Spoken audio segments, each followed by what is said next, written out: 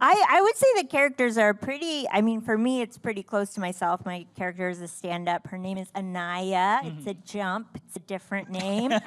Still starts and ends with an A. I'm still a stand-up. I'm sort of in an earlier phase of my career, sort of the first season you saw us barking, as Pete was saying, around town. But yeah, a lot of it is just comedian culture and sort of behind the scenes, like what it's like to bond with other comics and what are your, pitfalls and triumphs coming up sort of early on. So I think that part was easy to draw in actual life. It's like, am I acting? Is this real?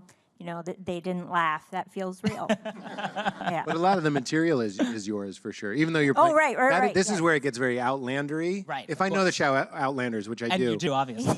You do. When you do stand-up, you're doing your real stand-up. Right. Which is why it's so notably funnier. Right, because it's so much harder to write stand-up for someone Absolutely. and have them deliver it. And the writing staff on the show takes notes on that. Absolutely. Right. Yeah, we could learn a thing or two.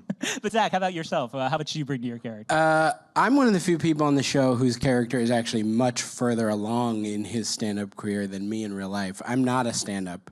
I have done it maybe twice in my life.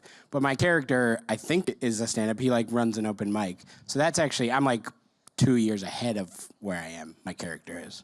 It's rare. It's difficult. I'm waiting for the fan fiction that explores the sometimes erotic backstory of you. Often erotic, yes. Your character is known as, in scripts, Chicken Wing Man. Because in the pilot, Zach was so funny, and he was eating chicken wings.